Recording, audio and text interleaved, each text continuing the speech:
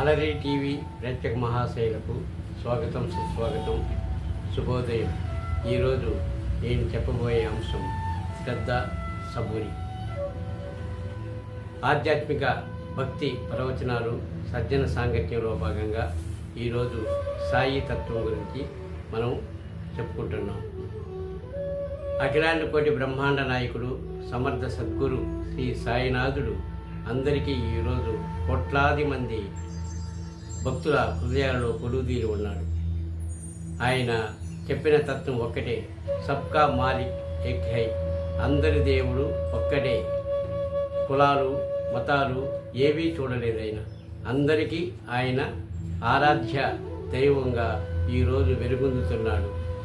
ఆయన సాయి తత్వం అంటే సమానత్వం, అందరూ ఒక్కటే, అందరి దేవుడు ఒక్కడే అని నినదించాడు. అందుకే ఈరోజు ఆయనకు ఎక్కడ గుడి లేదు, గోపురం లేదు, తీర్థం లేదు, ప్రసాదం లేదు. అయినా ఆయనను ఈరోజు ప్రపంచవ్యాప్తంగా కోట్లాది మంది సాయి భక్తులు ఆయన ఆరాధిస్తూ, పూజిస్తూ, భజనలు చేస్తున్నారు. అది ఆయన నిత్య జీవితంలో ఆయన నడుచుకున్న విధానం. ఆయనకు కులం లేదు, మతం లేదు. ఆయన ముస్లిం కాదు, హిందువు కాదు, కానీ అన్ని మతాలను ఆయన చేరదీశాడు. అన్ని మతాల భక్తులను ఆయన ద్వారకామయికి చేర్చుకున్నాడు. ఆయన చెప్పిన సారాంశం శ్రద్ధ, సబూరి అనే 2 రూపాయలు మన దగ్గరుంటే మనం కోటీశ్వరులమే. శ్రద్ధ అంటే నమ్మకం, మన మీద, మనం చేసే పని మీద 100% నమ్మకం ఉండాలి. అలాగే సబూరి ఓపిక. ఓపిక అనేది మనం ఒక పని చేసినప్పుడు దాని ఫలితం వెంటనే రాదు. ఈరోజు రావచ్చు, రేపు రావచ్చు, ఏడాది తర్వాత రావచ్చు. అయినా కూడా మనం శ్రద్ధతో అంటే ఓపికతో మనము నిత్య జీవితంలో ప్రతి పనిని చేయాలని ఆయన పురమాయించాడు. అలాగే ద్వారకామయ్య, ఆయన కొలువు తీరిన సమాధినే ఈరోజు మనం ద్వారకామయ్య అని చెప్పుకుంటున్నాం.